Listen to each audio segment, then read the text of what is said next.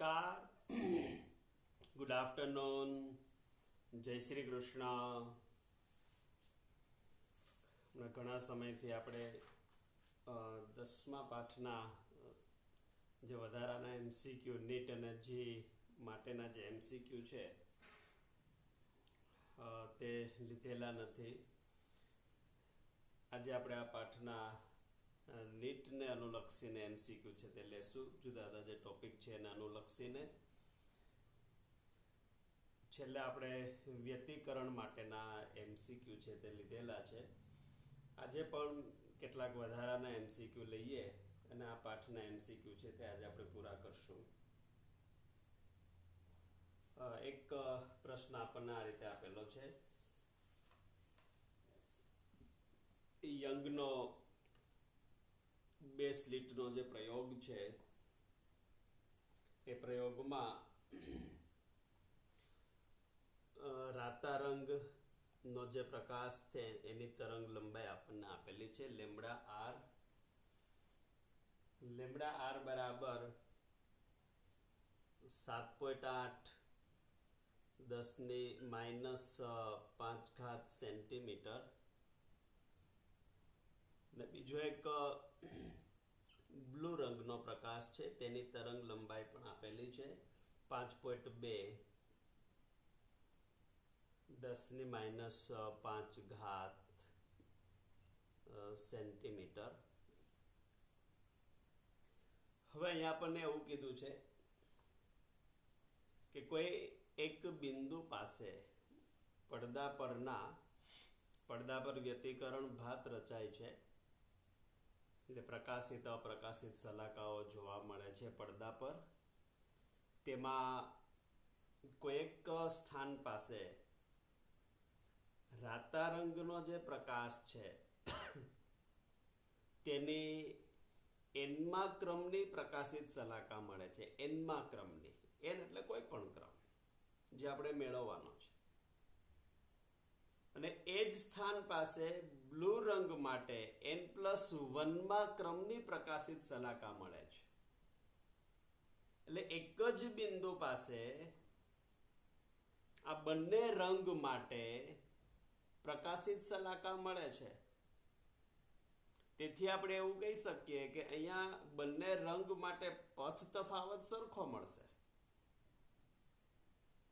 રાતા રંગ માટે જે પથ તફાવત એ જ બ્લુ રંગ માટે.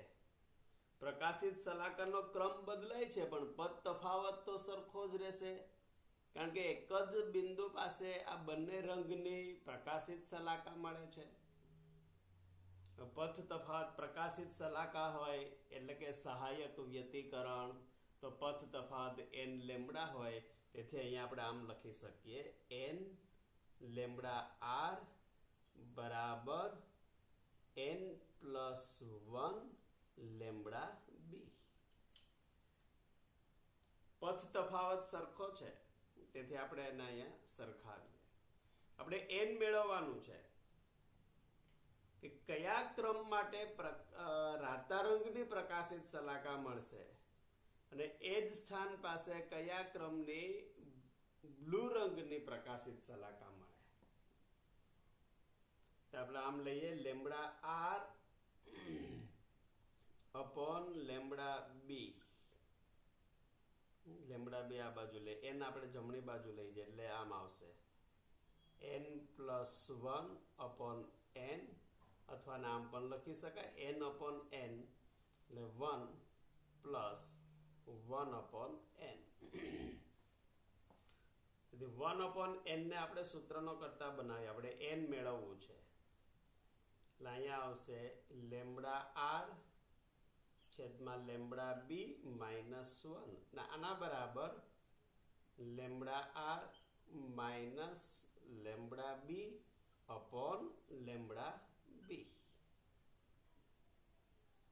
તેથી 1 અપોન n બરાબર લેમ્બડા આર ને લેમ્બડા બી આપેલું છે આપણને 7.8 અને 5.2. આ બે તો સમાન છે 10⁻⁵. એટલે 7.8 માંથી 5.2 આપણે બાદ કરીએ તો 7.8 - 5.2 એટલે આપણને મળશે 2.6 અંશમાં મળશે 2.6 10⁻5 અને છેદમાં લેમ્બડા બી છે એટલે 5.2 10⁻5 આ બંને તો કેન્સલ થશે અને 26 2.6 છેદમાં 5.2 એટલે આપણને મળશે 1/2 અને તેથી n બરાબર કેટલું મળશે 2. તો આમ રાતા રંગ માટે બીજા ક્રમની પ્રકાશિત શલાકા મળશે અને તે જ બિંદુ પાસે બ્લુ રંગ માટે ત્રીજા ક્રમની પ્રકાશિત શલાકા મળશે. આ રીતે આપણે આ દાખલો ગણી શકીએ. MCQ બહુ સરળ છે, પૂછાય પણ ખરો, પરીક્ષા માટે ઉપયોગી પણ છે. આમાં ખ્યાલ ના ત્યાં તમે પૂછી શકો. અહીંયા બહુ સરળ છે. એક બિંદુ પાસે આ જુદા જુદા ક્રમની પ્રકાશિત શલાકા મળે છે એનો મતલબ કે પદ તફાવત સરખો હોય. તેથી આપણે આ પદ તફાવતને સરખાવી દઈએ અને સાદુરૂપ આપશું એટલે આપણને જે તે ક્રમની જે તે રંગ માટેની પ્રકાશિત શલાકા મળે. ત્યાર પછી અન્ય ક્વેશ્ચન લઈએ.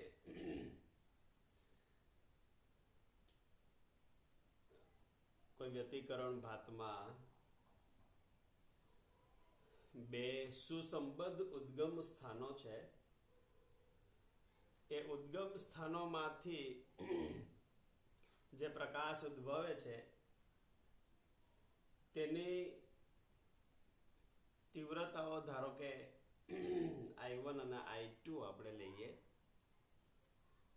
હવે આ બંને ઉદ્ગમને લીધે જે મહત્તમ તીવ્રતાનો જે પ્રકાશ મળે છે એટલે કે I મેક્સિમમ અને ન્યૂનતમ તીવ્રતાનો જે પ્રકાશ મળે I મિનિમમ, તો આનો ગુણોત્તર 9:1 આપેલો છે. I મેક્સિમમ મહત્તમ તીવ્રતા અને મિનિમમ તીવ્રતા.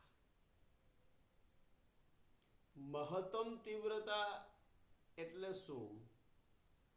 તો આપણને ખ્યાલ છે કે તીવ્રતા એ તરંગના કંપ વિસ્તારના વર્ગના સમપ્રમાણમાં હોય. તો મહત્તમ તીવ્રતા ક્યારે મળે? તો કે જે બંને તરંગો છે તેના કંપ વિસ્તારનો સરવાળો થાય તો મહત્તમ તીવ્રતા મળે અને કંપ વિસ્તારની બાદબાકી થાય તો મિનિમમ તીવ્રતા મળે. ધારો કે અહીંયા જે બે ઉદ્ગમો છે એમાંથી જે તરંગો ઉદ્ભવે છે એના કંપ વિસ્તાર અનુક્રમે આપણે A અને B લઈએ તો મહત્તમ તીવ્રતા એટલે આપણે આમ લખીશું A વત્તા B એનો વર્ગ. બંને તરંગના કંપ વિસ્તારનો સરવાળો એનો વર્ગ એટલે મહત્તમ તીવ્રતા અને A માઇનસ B આનો વર્ગ એટલે કંપ વિસ્તારની બાદબાકીનો વર્ગ એટલે મિનિમમ તીવ્રતા. આના બરાબર 9/1. બંને બાજુ વર્ગમૂળ લઈએ તો A plus B upon A minus B બરાબર 3/1. ક્રોસ ગુણાકાર કરશું તો 3A માઇનસ 3B બરાબર A પ્લસ B. તેથી 2A બરાબર 4B. તેથી A બરાબર 2B અને તેથી A અપોન B બરાબર 2 અથવા 2/1. હવે અહીંયા તો આપણે આ A એટલે કોઈ એક પ્રકાશ તરંગ છે તેનો કંપ વિસ્તાર, B એટલે બીજું તરંગ છે તેનો કંપ વિસ્તાર, પણ આપણે તો બંને તરંગની તીવ્રતા મેળવવી છે. તો આ કંપ વિસ્તારનો વર્ગ કરીએ એટલે આપણને તીવ્રતા મળશે. આ A વર્ગ અપોન B વર્ગ બંને બાજુ વર્ગ કરીએ એટલે અહીંયા આપણને મળશે 4/1. એ વર્ગ એટલે કોઈ એક તરંગ છે તેની તીવ્રતા અને બી વર્ગ એટલે બીજા તરંગની તીવ્રતા. તો આ ગુણોત્તર આપણને મળશે 4:1. તો આ જવાબ આપણને મળશે 4:1. એટલે મહત્તમ તીવ્રતા અને ન્યૂનતમ તીવ્રતા આપેલી હોય, એનો ગુણોત્તર આપેલો હોય, તો બંને ઉદ્ગમમાંથી ઉદ્ભવતા તરંગની તીવ્રતા આપણને મળશે.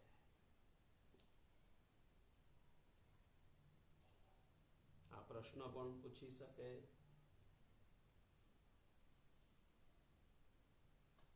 ત્યાર પછી અન્ય એક ક્વેશ્ચન લઈએ.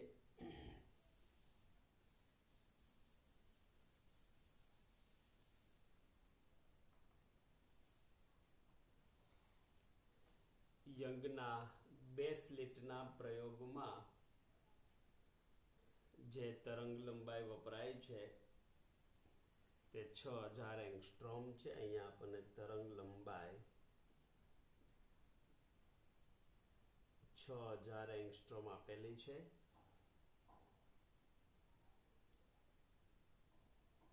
પડદા પર બરાબર મધ્યમાં જે પ્રકાશિત શલાકા આપણને જોવા મળે, તો તે સ્થાન પાસે પથ તફાવત 0 હોય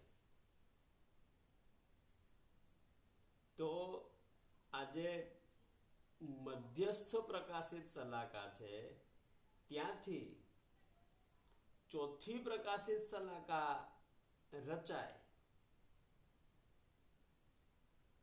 તો તે માટે પથ તફાવત કેટલો મળશે? એટલે જે બિંદુ પાસે મધ્યસ્થ શલાકા રચાય છે પ્રકાશિત શલાકા, તે બિંદુ પાસે પથ તફાવત 0. આપણે એ મેળવવાનું છે કે જે બિંદુ પાસે ચોથી પ્રકાશિત શલાકા રચાય, તો તે બિંદુ પાસે પથ તફાવત કેટલો? તો પ્રકાશિત શલાકા એટલે સહાયક વ્યતિકરણ, એટલે પ્રકાશિત શલાકા માટે પથ તફાવત આપણને n લેમ્બડા મળે.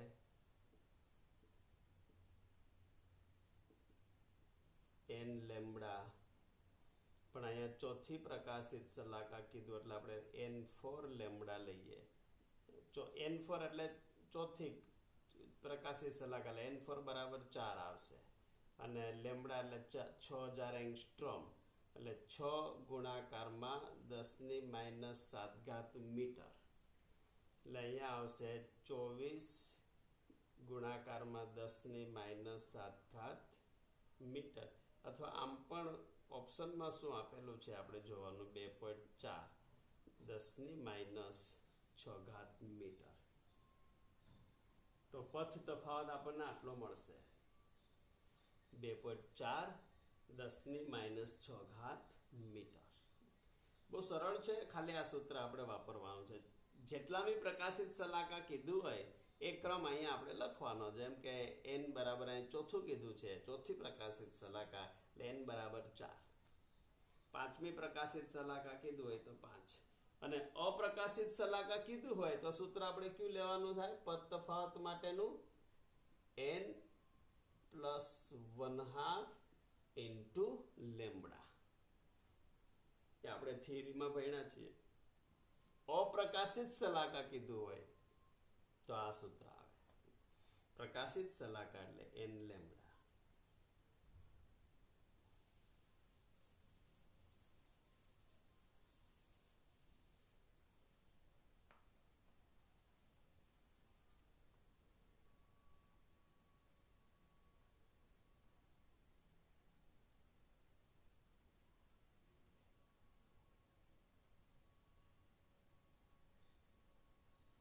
ત્યાર પછી એક પ્રશ્ન છે, યંગના બે સ્લિટના પ્રયોગમાં પડદા પર જે સ્લિટ પડદા પર જે શલાકા રચાય છે એ શલાકાની કોણીય પહોળાઈ 1 અંશ છે. એટલે થીટા બરાબર 1 અંશ. જે સ્લિટ છે એની પહોળાઈ આપેલી છે ડી બરાબર 0.01 મિલીમીટર. તો આ જે પ્રકાશ છે, જે પ્રકાશ આપાત થાય છે, તેની તરંગ લંબાઈ કેટલી હશે? તો કોણીય પહોળાઈનું જે સૂત્ર છે થીટા બરાબર લેમ્બડા અપોન ડી. જ્યાં થીટા એટલે આપેલી સલાકાની કોણીય પહોળાઈ. આપણે અહીં લેમ્બડા મેળવવું છે એને સૂત્રનો કરતા બનાવશું. એટલે લેમ્બડા બરાબર થીટા ઇન્ટુ ડી. થીટા 1 અંશ છે અને ડી આપેલું છે 0.01 મિલીમીટર. મિલીમીટરને આપણે મીટરમાં લઈએ તો 10⁻³ ઘાત.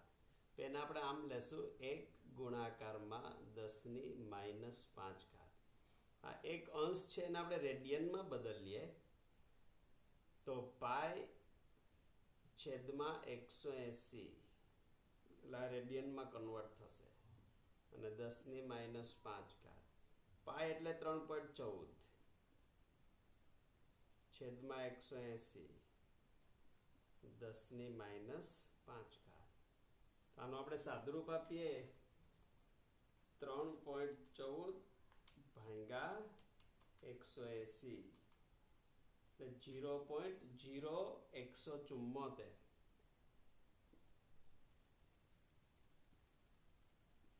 (10⁻5) રેડિયન. એટલે આમ લખશું આપણે 1.74 10⁻7 રેડિયન.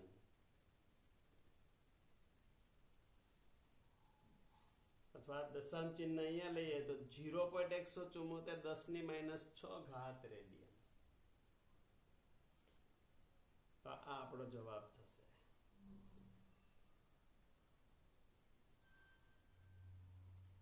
તો અહીંયા આ સૂત્ર ઉપરથી થીટા એટલે સલાકાની કોણીય પહોળાઈનું સમીકરણ છે. થીટા બરાબર લેમ્બડા અપોન ડી. એના ઉપરથી આપણે લેમ્બડા મેળવી શકીએ.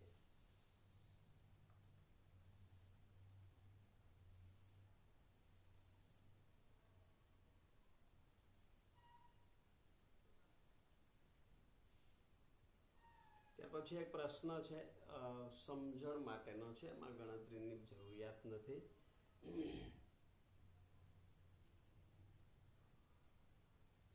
કોઈ એક પ્રકાશ છે તે જુદા જુદા બે સુસંબદ્ધ ઉદ્ગમ સ્થાનો છે એમાંથી ઉદ્ભવે છે, જેમના કંપ વિસ્તાર સરખા છે એ જેટલા, તેમની તરંગ લંબાઈ પણ સરખી છે લેમ્બડા જેટલી. તો આ બંને તરંગો પડદા પર જ્યારે સંપાત થાય છે ત્યારે પડદા પર જે મધ્યસ્થ પ્રકાશિત સલાકા મળે છે એની તીવ્રતા I0 છે. પ્રશ્ન બરાબર સમજજો. બે સુસંબદ્ધ ઉદ્ગમ સ્થાનો છે.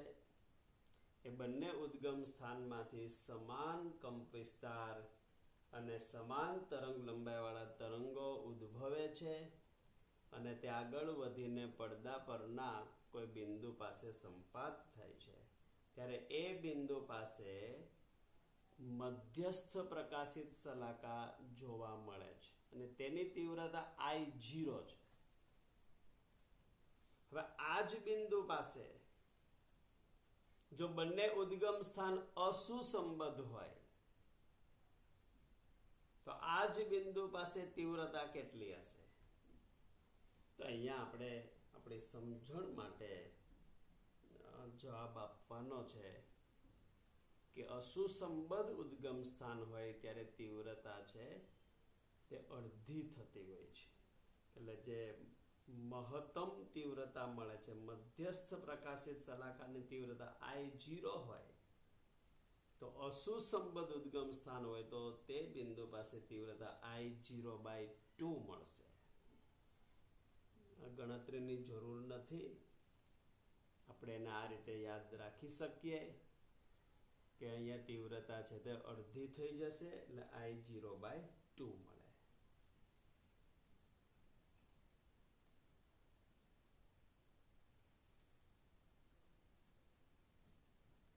ત્યાર પછી યંગના 2 સ્લિટના પ્રયોગમાં 2 સ્લિટ S1 અને S2 છે અને C એ પડદા પરનું કોઈ એક બિંદુ છે એટલે આવી રીતે આપણે અહીંયા વિચારીએ.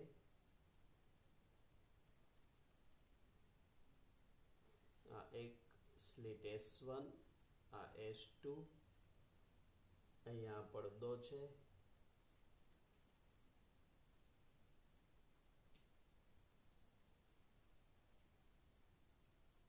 હવે અહીંયા પડદા પર ધારો કે આ જે બિંદુ છે આ પડદા પરનું મધ્ય બિંદુ છે C. આ જે ખૂણો છે અહીંયા S1C, આ જે ખૂણો છે એ થીટા આપેલો છે આપણને, આ ખૂણો થીટા છે અને જે તરંગો છે એની તરંગ લંબાઈ લેમ્બડા છે.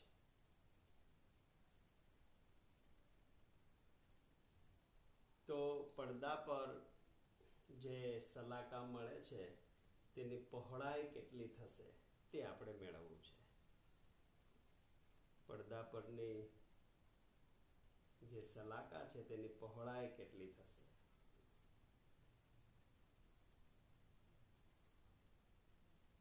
આ ખૂણો આપણને થીટા આપેલો છે. 2 સ્લિટ વચ્ચેનું અંતર આપણે ધારો કે D લઈએ. સ્લિટ અને પડદા વચ્ચેનું અંતર આપણે કેપિટલ D લઈએ. આ સ્મોલ d, કેપિટલ D. તો અહીંયા આપણે સલાકાની પહોળાઈ એટલે બીટા બરાબર લેમ્બડા D અપોન D આવું લેવાનું થશે. બીટા એટલે સલાકાની પહોળાઈનું સમીકરણ છે, પરંતુ આકૃતિ પરથી આપણે જોઈ શકીએ કે થીટા બરાબર small d upon capital D થાય. ખૂણો બરાબર આ ચાપ, આ છેદમાં ત્રિજ્યા, અને તેથી અહીંયા બીટા બરાબર શું થશે? Lambda into small d upon capital D બરાબર થીટા. અહીંયા તો વ્યસ્ત છે capital D upon small d, તેથી અહીંયા 1 અપોન થીટા એટલે બીટા બરાબર આપણને મળશે લેમ્બડા અપોન થીટા.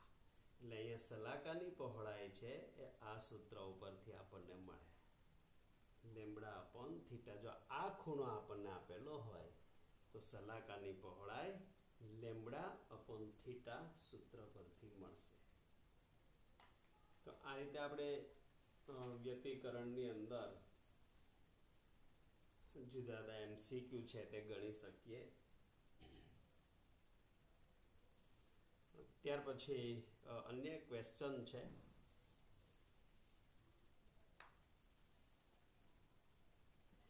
યંગના 2 સ્લિટના પ્રયોગમાં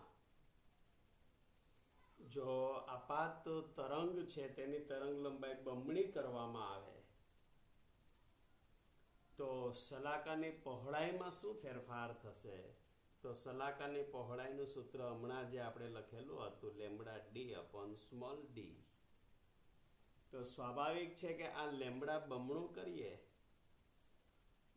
એટલે સલાકાની પહોળાઈ બીટા ડેશ બરાબર આપણને આમ મળશે 2 લેમ્બડા D અપોન d. એટલે આપણને મળશે 2 બીટા. એટલે કે સલાકાની પહોળાઈ છે તે બમણી થાય. જો આપાત પ્રકાશની તરંગ લંબાઈ બમણી કરવામાં આવે તો સલાકાની પહોળાઈ છે તે પણ બમણી થશે. તો આ રીતે આપણે વ્યતિકરણને લગતા જુદા જુદા પ્રશ્નો છે તે સોલ્વ કરી શકીએ. ત્યાર પછી અન્ય ક્વેશ્ચન આપણે લઈએ.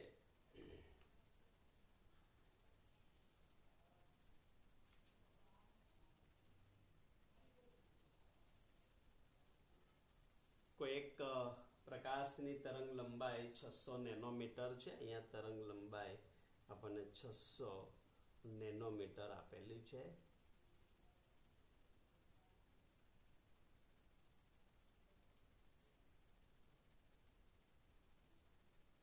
કોઈ એક સ્લિટ છે એની પહોળાઈ આપેલી છે d બરાબર 1 મિલીમીટર. આ સ્લિટની પહોળાઈ છે.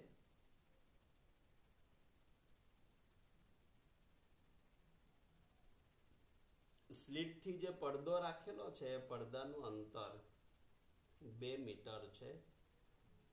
2 મીટર દૂર છે પડદો.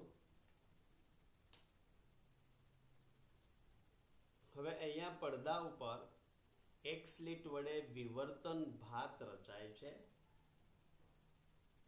તો આજે વિવર્તન ભાતમાં મધ્યસ્થ સલાકાથી જે વિવર્તનમાં મધ્યસ્થ સલાકા હંમેશા પ્રકાશિત જ હોય એ આપણે ધ્યાનમાં રાખશું. પછી આ મધ્યસ્થ પ્રકાશિત સલાકા છે તેને આપણે મધ્યસ્થ અધિકતમ પણ કહીએ છીએ. અને આ સલાકાની બંને બાજુ જુદા જુદા ક્રમની અનુક્રમે અપ્રકાશિત અને પ્રકાશિત સલાકાઓ મળતી હોય છે. તો આપણે એ મેળવવાનું છે કે પ્રથમ ક્રમની જે અપ્રકાશિત સલાકા છે તે મધ્યસ્થ સલાકાથી કેટલા અંતરે હશે એ આપણે મેળવવાનું છે. તો અપ્રકાશિત સલાકાની વાત કરવામાં આવે ત્યારે વિવર્તન ભાતમાં d sin થીટા બરાબર n લેમ્બડા.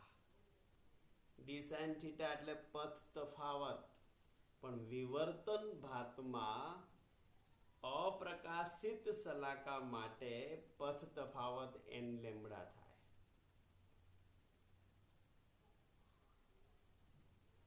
હવે થીટાનું મૂલ્ય છે નાનું હોય તો sin થીટા બરાબર થીટા લખી શકાય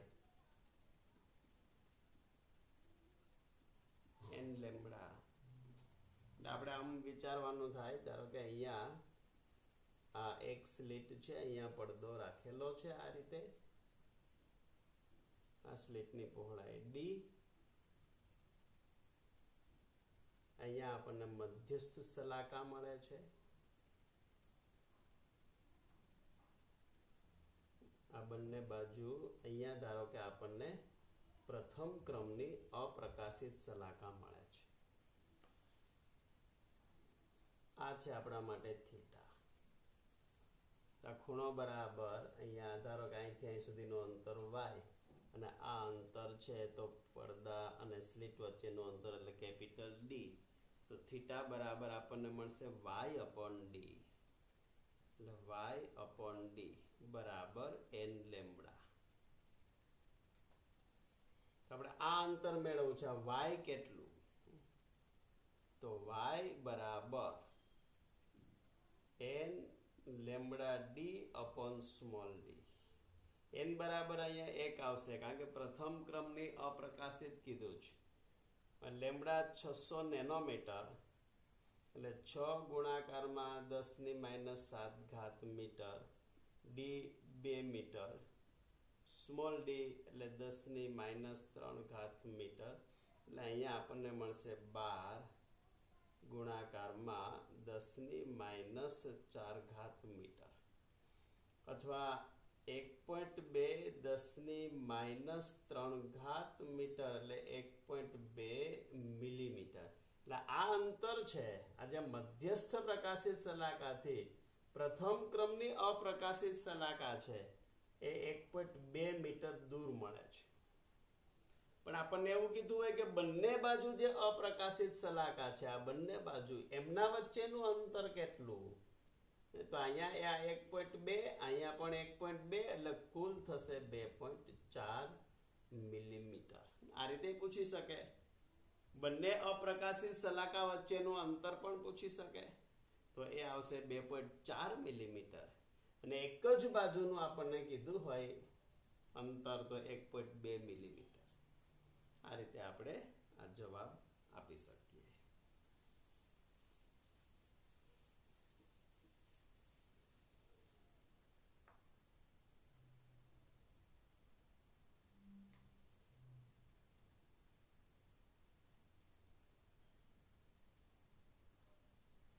ત્યાર પછી એક પ્રશ્ન છે કે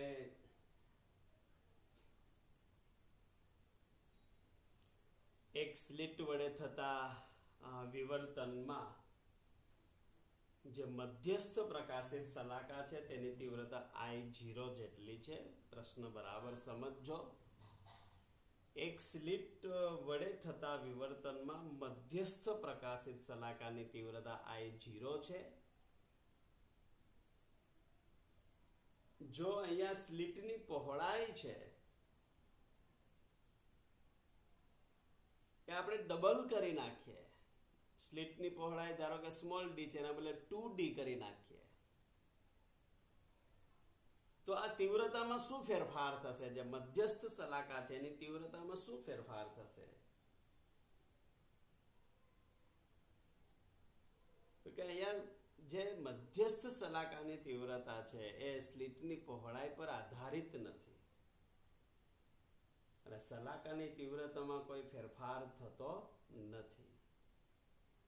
એટલે જવાબ I0 જ આવશે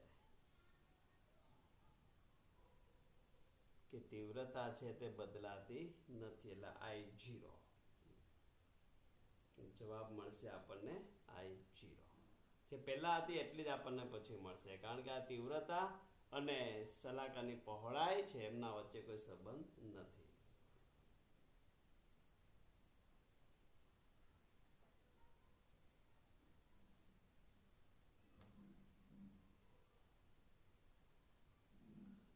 ત્યાર પછી અન્ય એક પ્રશ્ન આપેલો છે આપણને કે કોઈ એક તરંગ છે તેની તરંગ લંબાઈ લેમ્ડા બરાબર 6000 એંગસ્ટ્રોમ આપેલ છે. એટલે 6 ગુણાકારમાં 10⁻⁷ મીટર છે.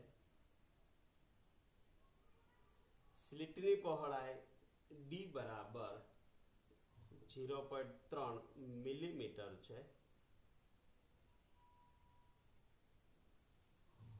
તો અહીંયા આપણે કોણીય સ્થાન મેળવવાનું છે. પ્રથમ જે અપ્રકાશિત શલાકા મળે વિવર્તન ભાતમાં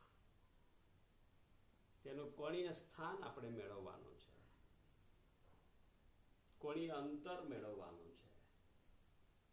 થીટા બરાબર લેમ્ડા અપોન ડી આ સૂત્ર આવશે. આ ડાયરેક્ટ આ સૂત્રનો આપણે ઉપયોગ કરવાનો છે. એટલે અહીંયા આવશે 6 ગુણાકારમાં 10⁻⁷ 0.3 મિલીમીટર છે એટલે 3 ગુણાકારમાં 10⁻⁴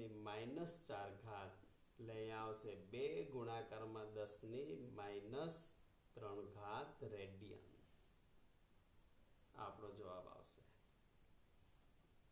તરંગ લંબાઈ આપેલી છે, સ્લિટની પહોળાઈ આપેલી છે, તો કોણીય અંતર અથવા કોણીય પહોળાઈ એવું આપણને પૂછે તો આ સૂત્રનો આપણે ઉપયોગ કરવાનો. થીટા બરાબર લેમ્ડા અપોન ડી.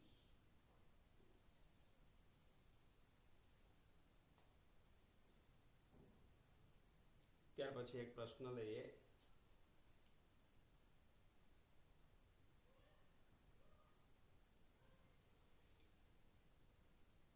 કોઈ એક પારદર્શક સપાટી પર પ્રકાશનું કિરણ આપાત થાય છે ત્યારે પરાવર્તિત કિરણ આ પારદર્શક સપાટી છે આ કોઈ કિરણ આપાત થાય છે અહીંયા આ રીતે આપાત થશે ત્યારે આ વક્રીભૂત કિરણ અને આ થશે પરાવર્તિત કિરણ. અહીંયા આપણને એવું કીધું છે કે પરાવર્તિત કિરણ સંપૂર્ણ તલ ધ્રુવીભૂત થાય છે એટલે કે સંપૂર્ણ ધ્રુવીભૂત થાય છે. તો આજે આપાત કોણ છે આ કેટલો થશે? આ જે માધ્યમ આપેલ છે એ માધ્યમનો વક્રી ભવનાંક મ્યુ છે.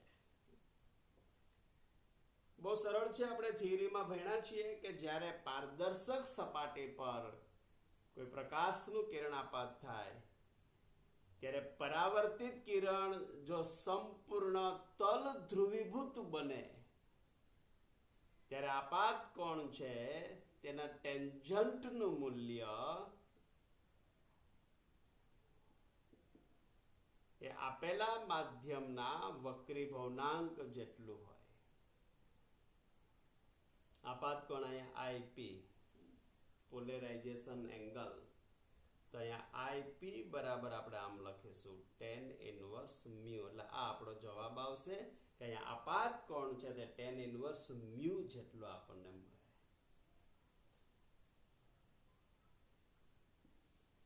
ત્યાર પછી અન્ય એક ક્વેશ્ચન છે. કોઈક માધ્યમ માટે ક્રાંતિ કોણ sin ઇનવર્સ 3/5 છે.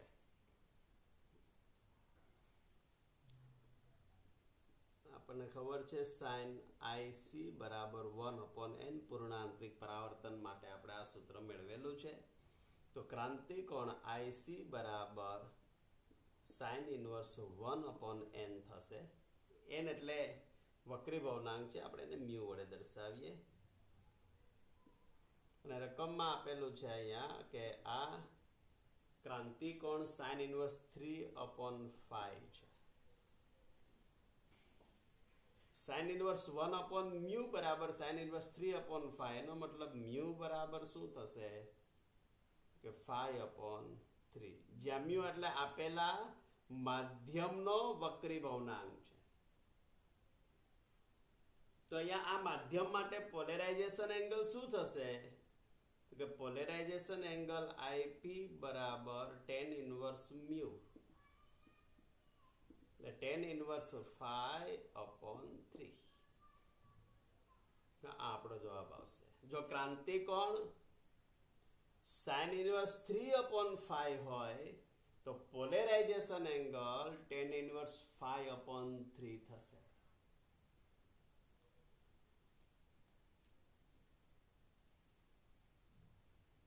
ત્યાર પછી એક પ્રશ્ન છે. કોઈ પારદર્શક માધ્યમની સપાટી પર કોઈ પ્રકાશ છે તે પોલેરાઇઝેશન એંગલ પર આપાત થાય છે ત્યારે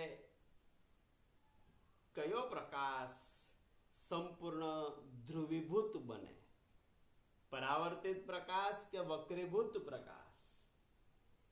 જવાબ આવશે પરાવર્તિત પ્રકાશ સંપૂર્ણ ધ્રુવીભૂત થશે. જ્યારે પોલેરાઇઝેશન એંગલ જેટલા ખૂણે પ્રકાશ આપાત થાય ત્યારે પરાવર્તિત પ્રકાશ સંપૂર્ણ તલ ધ્રુવીભૂત બને. અહીંયા હશે પરાવર્તિત પ્રકાશ. ત્યાર પછી એક પ્રશ્ન છે, થિયરીનો પ્રશ્ન છે.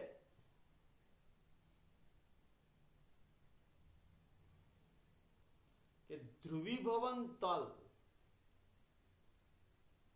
અને દોલન તલ, ધ્રુવીભવન તલ અને દોલન તલ એટલે સમતલ, દોલન સમતલ અને ધ્રુવીભવન સમતલ, આ બંને વચ્ચેનો ખૂણો કેટલો હોય? એટલે ધ્રુવીભવન તલ અને દોલન તલ વચ્ચેનો ખૂણો હંમેશા 90 અંશ હોય. એ બંને કાટકોણ હોય. એટલે ધ્રુવીભવન તલ અને દોલન તલ વચ્ચેનો ખૂણો 90 અંશ. એ બંને એકબીજાને લંબ હોય છે.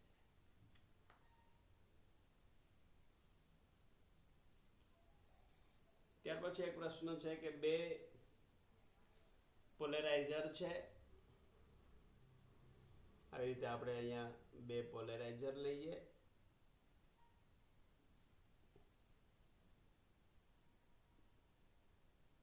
આ એની દગક્ષ. આ રીતે પ્રકાશ આપાત થાય છે. જે પ્રકાશ આપાત થાય છે એની તીવ્રતા I0 એટલે અહીંયા જે પ્રકાશ મળશે એની તીવ્રતા I0/2 આપણે થિયરીમાં ભણ્યા છીએ કે I0 આપાત તીવ્રતા હોય તો પોલેરાઇઝરમાંથી બહાર આવતા પ્રકાશની તીવ્રતા I0/2 થશે, કારણ કે આ તીવ્રતાને આપણે I1 કહીએ. હવે એક બીજો પોલેરાઇઝર અહીંયા રાખેલો છે,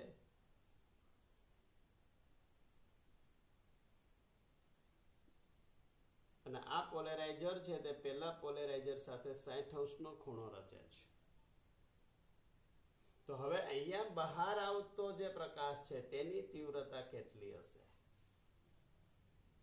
તો અહીંયા જે તીવ્રતા આવશે તે આપણને મળશે I1 cos² થીટા. જે અહીંયા આપાત થાય છે એ I1 આપાત થાય આના ઉપર. હવે આ પોલેરાઇઝર છે આની સાથે 60° નો ખૂણો બને એવી રીતે ગોઠવાયેલ છે આ બંને. તો હવે અહીંયા નિર્ગમન પામતો જે પ્રકાશ છે એની તીવ્રતા I2 એ કેટલી હશે? તો બ્રુસ્ટરના નિયમ અનુસાર, માલસના નિયમ અનુસાર I1 cos² થીટા. તેથી આપણે લઈએ I1 cos² 60°, થીટા 60° છે. I1 એટલે I0/2, cos² 60, cos 60 એટલે 1/2 એનો વર્ગ, એટલે અહીંયા I0/2 into 1/4, એટલે અહીંયા મળશે આપણને I0/8. તો આમ અહીંયા જે પ્રકાશ બહાર આવશે તે આ જે આપાત પ્રકાશ છે એના કરતા 8મા ભાગની તીવ્રતા ધરાવે છે, એટલે I0/8 તીવ્રતા આપણને મળે.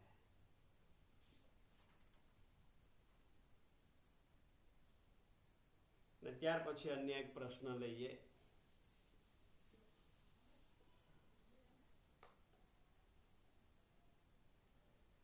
પ્રકાશ છે તેની હવામાં ઝડપ આપેલી છે આપણને c બરાબર 3 ગુણાકારમાં 10⁸ મીટર/સેકન્ડ, અને પાણીમાં એની ઝડપ v બરાબર 2.2 10⁸ મીટર/સેકન્ડ. આ પ્રકાશ છે તે ધ્રુવીભવન કોણે આપાત થાય છે? તો એ ધ્રુવીભવન કોણનું મૂલ્ય કેટલું હશે?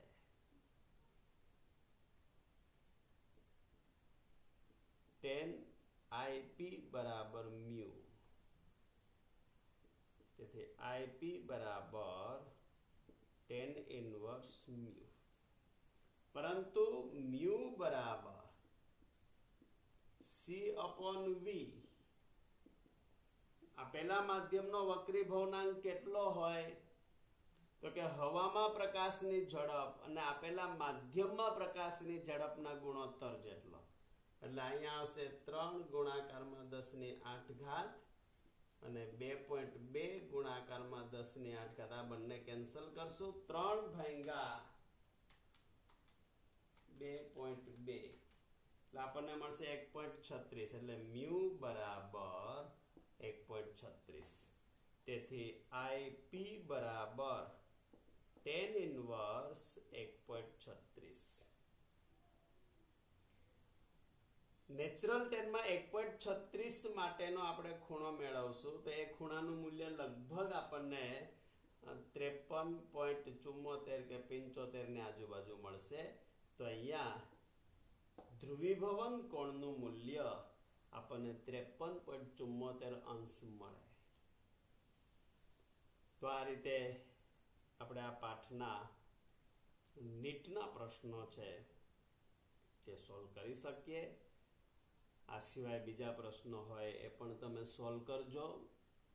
ફિઝિક્સમાં જેટલા મેક્સિમમ પ્રશ્નો છે એની તમે ગણતરી કરશો તેટલું તમને સરળ પડશે. જેટલા વધુ ને વધુ પ્રશ્નો તમે સોલ્વ કરશો એટલા ઝડપથી તમે દરેક પ્રશ્નો છે તે સરળતાથી શીખી શકશો. આજે આપણે અહીં સુધી રાખીએ અને અહીંયા આ પાઠ પૂરો કરશું. નેક્સ્ટ લેક્ચરમાં આપણે 11મા પાઠથી શરૂઆત કરશું. આવજો.